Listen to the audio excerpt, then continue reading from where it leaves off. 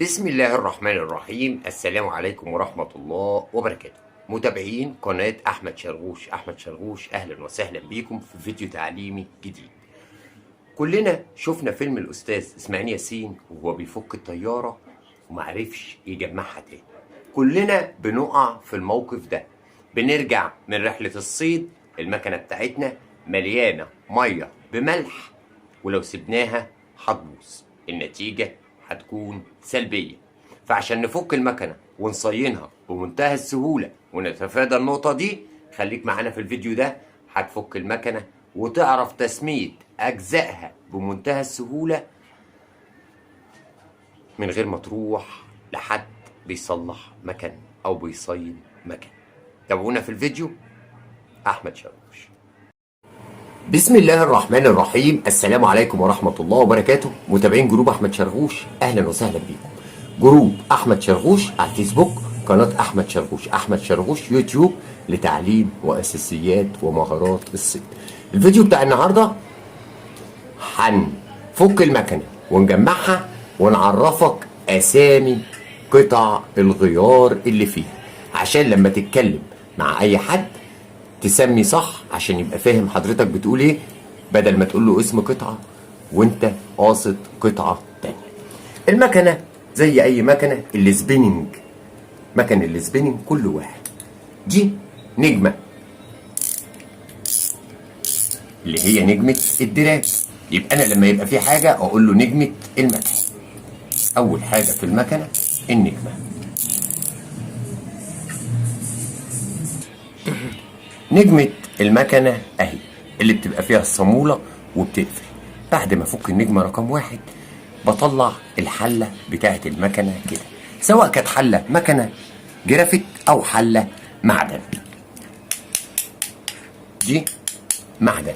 طيب ببص هنا، يا اما الاقي بلاستيكة بالطول كده، يا اما الاقي سوستة زي دي. الاتنين وظيفة واحدة، اللي هي بتخش على الترس المشرشر ده عشان تعمل صوت الدراج او زنان المكنه اللي هي دي. يعني دي لما بتبوظ مني المكنه ما تعملش صوت الدراج او البلاستيكه اللي هنا. وبلاقي الزرار ده اللي هو الزناقه، والزناقه دي كلنا عندنا معلومه واحده، ان هي عشان احط فيها الشعر هنا. مش بس كده، دي ليها فايده مهمه جدا. ساعات السمك بيبقى واقف على عمق معين، يعني انا لو واقف على ارض 40 متر، في سمك رافع فوق نفسه فوق الارض على مثلا ال 35، بعمل ايه؟ بفضل اوصل للعيار بتاعي واقوم شابك الشعر هنا، والشعر بقيته في الميه، بحيث لما انا الم تاني واجي انزل على نفس العمق اللي انا عايزه، هتحبسني الزناقه على العيار والمقاس اللي انا وقفت عليه. عرفنا الفايده دي ليه؟ اول حاجه النجمه، تاني حاجه الحله، قلنا الشرح اللي جوه، وقلنا دول مجموعه النجم والدراج. مجموعه النجم والدراج دول هتلاقي كل بعد ما افك السوسته دي كده بفك مجموعه النجم دول، عباره عن ورده تفلون، ورده معدن، ورده تفلون، ورده معدن، ورده تفلون، ورده معدن. لما دراج المكنه عندي يقف، يعني اجي الف الحله ما تلفش، نتيجه ان حضرتك ميه دخلت هنا فكله قفش في بعضه، فالمكنه ما بتلفش. يبقى انا لما افك دول احافظ ان فيهم نقطه زيت مكن، زيت مكن بين التفلون والورده. بركب واحده تفلون كده، واحده معدن، بركب تفلون معدن تفلون، واحط 2 تفلون في الاخر، واحط المعدن، واقفل سوستتي تاني. لازم دول يفضلوا المنطقه دي متزيته على طول. خلاص كل طلعه بحط نقطه زيت هنا، مش لازم افكه، ممكن نقطه زيت من هنا. طيب نيجي بعد كده، ده الترس اللي قلنا بتاع الزنان. الورده اللي فوق دي بتبقى رجلاش. يعني ايه رجلاش؟ كلنا بنيجوا ساعات نلاقوا الشعر متكوم هنا او الشعر متكوم هنا. نتيجه ايه؟ نتيجه ان الورد دي رجلاش، يا تحط ورده يا تشيل ورده. يبقى لما الشعر هنا ما يكونش عندك ترتيبه مظبوط، بيبقى عيب الورد اللي هنا. لقينا يبقى الحاله اللي انا بلاقي فيها الشعر سواء هنا بزياده او هنا بزياده او هنا ناقص وهنا بزياده او هنا ناقص وهنا بزياده، الشعر مش منتظم، بيبقى عيب الورد اللي هنا. ابدا اشيل واحط الورد لغايه ما سيستم تعبئه المكنه صح، لان العيب ده ساعات يبقى معانا كتير ومش فاهمين وبتبقى حاجه بسيطه، وتضطر تروح لواحد بيصلح مكن تقول له المكنه ما بترص الصح. ما بترص الصح هم عيبين اتنين، يا اما الورد دي او حد لعب لك قبل كده غير ودن المكنه، فالقط المقاس بتاع ودن المكنه الودن الجديده اللي حطها لك مش طايله السابق واللاحق. يبقى العيبين دول رص الشعر بيجي. شلنا النجمه، شلنا الترس الزنان، شلنا الحل. هنلاقوا بعد كده ده اسمه مقب. المقب هنا في جرايه، تمام؟ دي الطبيعي انها لازم تبقى بتلف كده، فانت حضرتك هنفكه من هنا. كل طلعه صيد تفك المسمار ده كده،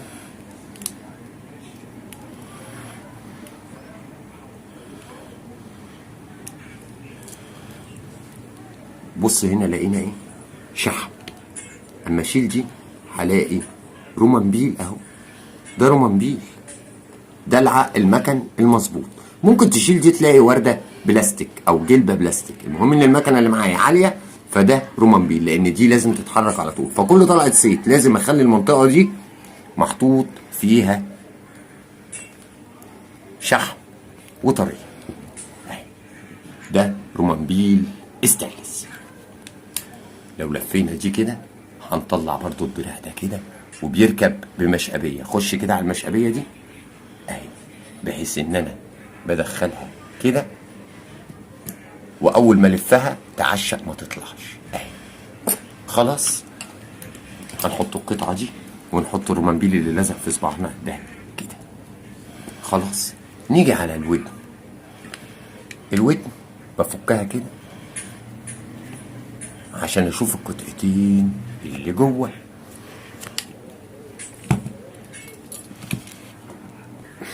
هنفك الودن، هحط المسمار ده كده واشيل الودن دي بالراحه. هلاقي دي السوسته اللي هي بتعمل معايا النطره، وهلاقي القطعه دي كمان لما افك من هنا ده القلاب اللي بيقلب اصلا المقب. فممكن يكون عند حضرتك انت السوسته موجوده، المقب بيتحرك، لكن القلاب ده في مشكله، فالمكنه المقب شغال في سوسته انما ما بيقلبش اوتوماتيك نتيجه عيب القلاب مش عيب السوسته. القلاب ده بيخبط تحت في القعده، هوريك مكانه دلوقتي، فبيتنطر يرفع السوسته تاني. يبقى لو عندنا السوسته بتتحرك وما بتقلبش نتيجه عيب قلاب اللي هو ده. طبعا مش هنحتاج نفك الودن دي، لان الودن التانية ما بيبقاش فيها اي حاجه، ما تشافيش تحتيها قطعه. حاجه هنا فك الصاموله دي. الصاموله دي اول ما افكها بيبقى تحتيها ورده، طبعا طبيعي دي ورده رجلاش اهو. طيب في خطا على طول كده نشاوروا للناس ان هم ترس المكنه نحاس، ترس المكنه نحاس. طبيعي يا جدعان، حتى لو المكنه دي شعبي ممكن تلاقي الترس ده نحاس. ده اسمه ترس الزور.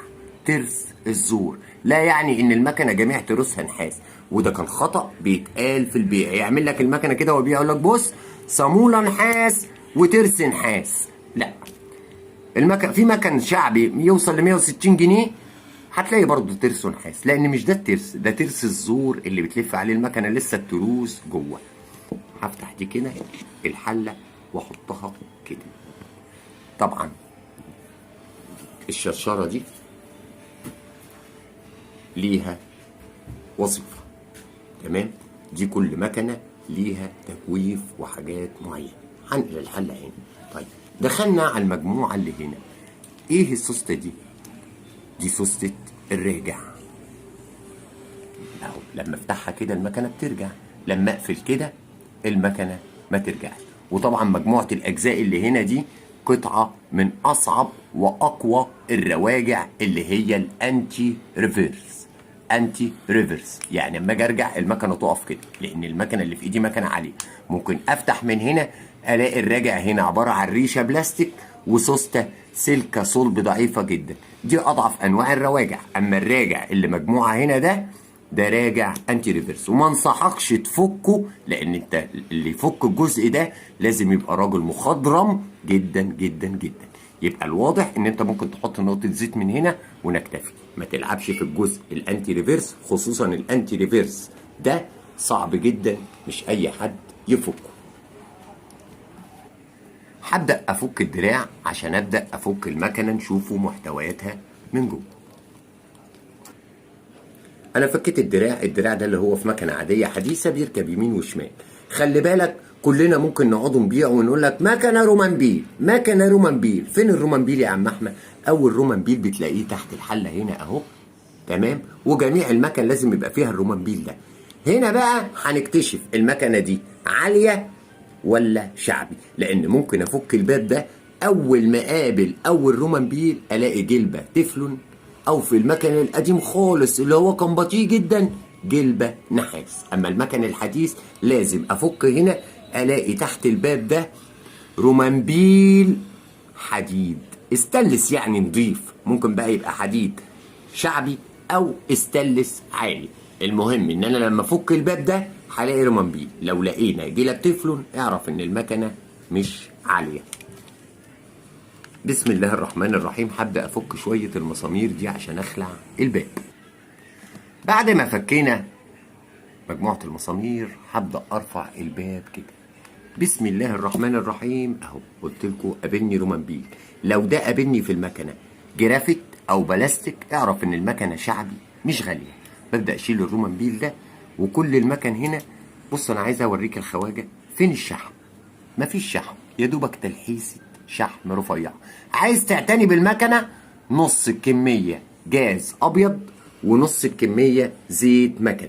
ما لقيتش زيت مكن حط زيت عربيات، اعملهم في قطاره كده، هو ده المفيد للمكن.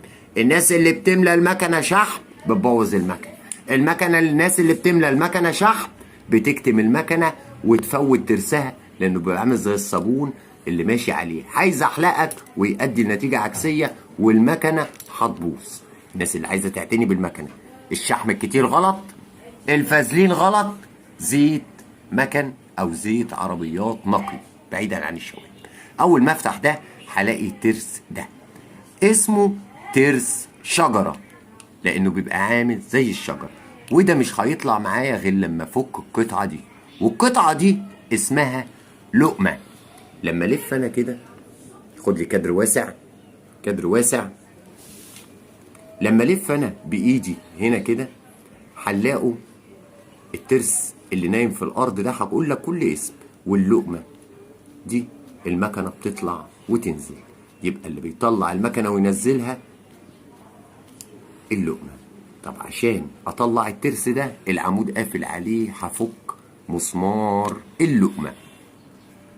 واحفظ المسميات كويس. واحد يجي يقول لك ايه الترس مكسور من جوه، هو ده ترس يا راجل؟ ده مش ترس. هو في ترس ما فيهوش سنان؟ اسحب العمود بتاع المكنه الاقي الترس ده طلع معايا. بص فعلا شبه الشجره، ده ترس شجره اهو. ميل السنان دي كل ميل بيدل على قوة المكنة وزاويته، وده موضوع طبعا صعب جدا فهنشرحه بعدين في موضوع آخر أو في فيديو آخر. ده ترس الشجرة. الترس ده اللي بيناول ترس الزور اللي قلتلكوا عليه أهو. ده السنان دي اللي بتمشي على ترس الزور ده تدوره، والسنان الصغننة اللي تحت هي اللي بتقابل الترس ده. طب الترس ده قلنا اسمه شجرة اللي هو بيخش في الدراع. يبقى لما تفك المكنة دي وتلاقي عندك كام سنة هنا مكسورة أو ممسوحة تقول له ترس الشجرة عندي مفوت سن سنتين، تمام؟ ممكن يفوت من هنا أو من هنا. ترس الشجرة أهو. طيب بعد ما أفك ترس الشجرة هطلع اللقمة.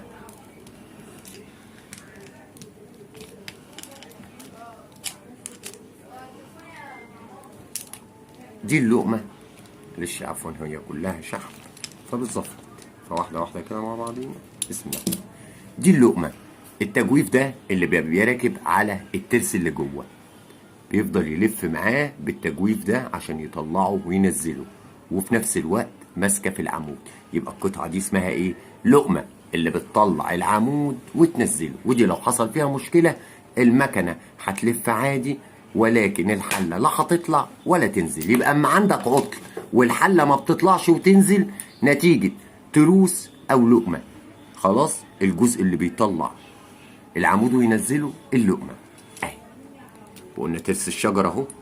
يبقى المكنه عباره عن ترس شجره ولقمه الاساسي من جوه، وترس نايم على الارض. الترس النايم على الارض اسمه ايه؟ ترس القرش. هنفكه كده نطلعوه، هتلاقيه بايت على تجويف عادي اهو. ده ترس القرش. طبعا بيبقى الترس محمل زي ما انت شايف اهو، مش ترس ضعيف. كل ده بيرجع لتقييم المكنه. تاني حاجه بنلاقي هنا الرومانبيل اللي هو من الناحيه التانيه بتاعه الباب. رومانبيل حقيقي اهو، لان قلت لك المكنه اللي انا فاككها مكنه عاليه بتستخدم للجر الخفيف، والمكنه دي دراجها 8 كيلو. خلاص كده اجزاء المكنه كلها مش ناقصه معانا حاجه. يلا بينا نجمع المكنه بمنتهى السهوله. يلا بينا. بسم الله الرحمن الرحيم. السلام عليكم ورحمه الله وبركاته. انا اللي فكيت المكنه ومحمد شرغوش كان بيصورها. دلوقتي بسم الله ما شاء الله هو اللي هيجمع المكنه وانا اللي بصور، فطبعا الحمل كله هيبقى عليا بقى، انا اللي بصور. التصوير اهم من التجميع. يلا بسم الله الرحمن الرحيم. هنمسك ترس القرش نرجعه في تجويفه، ده اسمه ترس قرش. بعد ما اركب ترس القرش هركب ترس الشجره. بالترتيب كده، لان لو عملت حاجه قبل حاجه مش هترجع. ركبنا ترس القرش وترس الشجره، ادخل العمود مكانه. دخلنا العمود مكانه. طبعا لما ركبنا ترس القرش والشجره لازم نلف نخلي الدكر ده تحت شويه كده.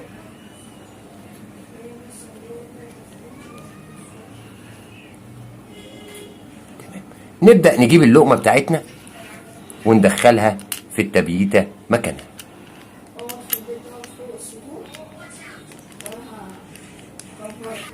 بعد ما بنركبه اللقمة كده هبدأ أدخل العمود في التجويف بتاعه، فلازم أثبت اللقمة بإيدي وأزق العمود وألفه بحيث يركب ويعشق معايا.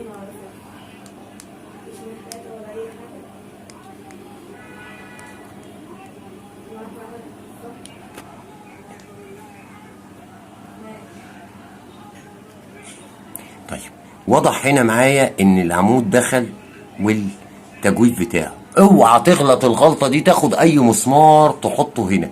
مسمار اللقمه مسمار بيدوخ، ولو ناقصك مسمار اللقمه ضاع منك مفيش اي مسمار تاني هيحل محله، لان مسمار اللقمه ملوش راس. مسمار اللقمه طبعا عشان ما يضيعوش وقت على الفاضي احنا جمعنا وحطينا مسمار اللقمه اللي قلنا مهم.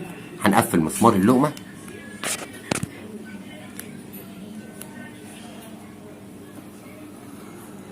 ربطنا مسمار اللقمه كويس.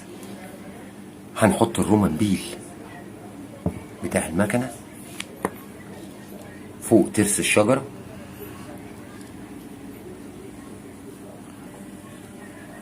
لو في ورده تحطها ونسقط الرومانبيل.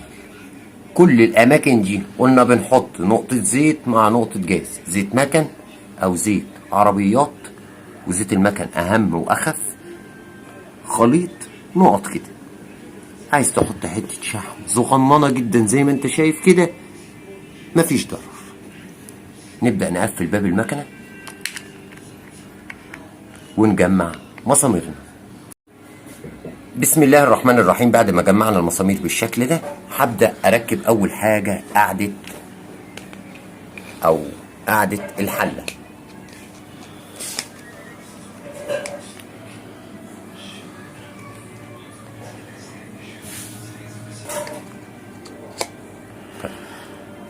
أخد الورد بتاعتي أحطها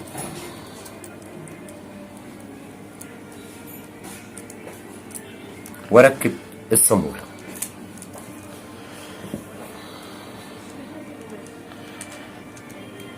معلش ملحوظه هنا، وانت بتلقط السن اوعى تلقط السن معوج، السن يلقط في العدل عشان ما تحرقش السن، يركب مرتاح بحيث شوف كده تلوح منك، لا انا عايزك تلقطه بحيث ما تلموش بالبنز، تلمه بايدك يمشي معاك بمنتهى السهوله. لو لقط مخالف يبقى انا بحرق سن المكنه.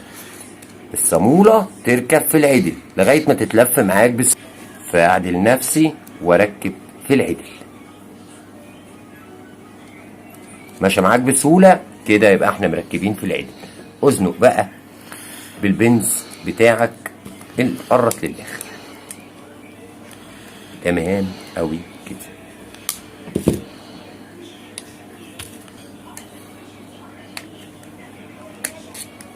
خلاص قرطنا. هركب السن بتاعي اللي هو ترس الزنان، ولو فيه ورد رجلاش جرافت هركبه وراه، وابدا احط الحله بتاعتي اللي فكينا مجموعه النجم وحطيناها. طبعا وانا بركب كده برجلش عشان لو الورد لفه معاك اهي ركب. احط النجمه بتاعتي،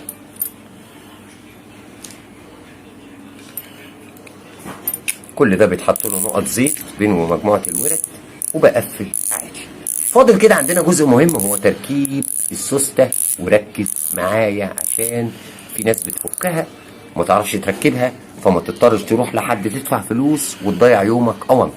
اول حاجه بركبها اللي هو الراجع. باخد الثواني عليا، احنا ما قلناش في جزء هنا كبير وجزء صغير، انه اللي هيركب تحت؟ الكبير اللي هيركب تحت، وده اللي بيبقى قريب من الودن. اركب اول حاجه مرد المكنه، ده اللي بيرد المكنه. بعد كده اركب السوسته، ايوه القلم ده بيطلع احطه كده واركبها فوقيها. طيب بيتها في التجويف بتاعها تمام، دي فوق دي. ثواني عليا، اوعى تركب الودن غير لما تقفل الباب، فاحنا هنقفل بابنا دلوقتي. ركبت السوسته، ما تركبش الودن ونجمعها غير لما نقفل الباب عشان ما تنطش منك. ابدا اقفل بابك.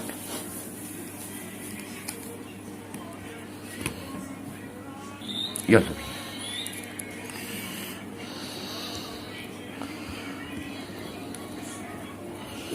يلا بقى لأهم حاجة تركيب الودن بمنتهى السهولة. ركز معايا عشان تفهمها، سهلة جدا وبسيطة خالص.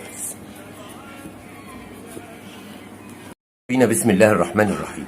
هنحط اهو الجزء اللي فيه السوسته في الفتحة، تمام، وابدأ ادخل كده وهو التاني بيخش في تجويفه مرة واحدة اهو.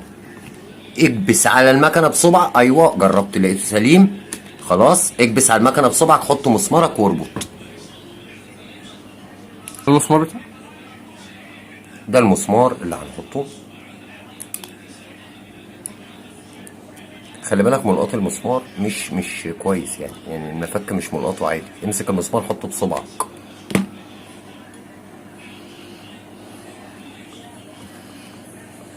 تنك دايس كده عشان ما تنطش منك السوسته. يلا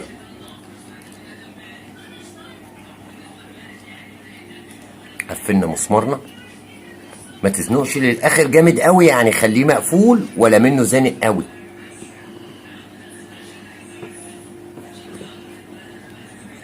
حلو قوي. قبل ما اركب المقب جرب لي الودن، ركبت صح. ابدا اجيب المقب، بنركبه في فتحه الودن كده وتلف.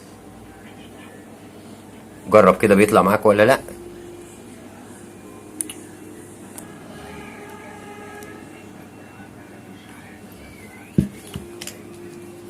هنركب الرومانبيل، كل جزء بركبه بحط الزيت والجاز زي ما قلنا، انا بس عشان الفيديو ما يطولش. ركب الجرايه بتاعتي فوق الرومانبيل كده واجمعها على الودن بالمسمار بتاعها. الدنيا سهله والدنيا كويسه.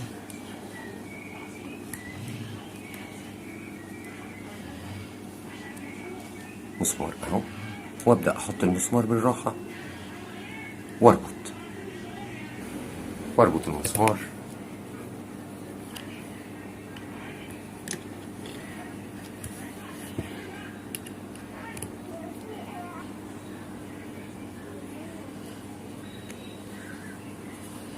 زي الفل. نجرب بقى المقب كده. لف الحله بايدك.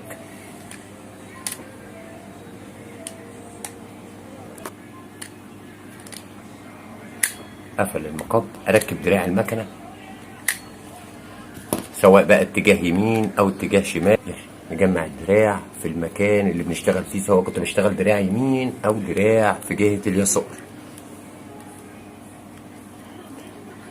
اتمنى الفيديو ما يكونش طال عليكم. كل المجموعات اللي فكيناها وجمعناها بتحط عليها الخلطه اللي قلنا لكم عليها. اتمنى الفيديو يكون عجبكم، ولو في اي معلومه سقطت مننا او اي استفسار نلاقيها في التعليقات ونجاوب عليها. بياع الطيب احمد شيران.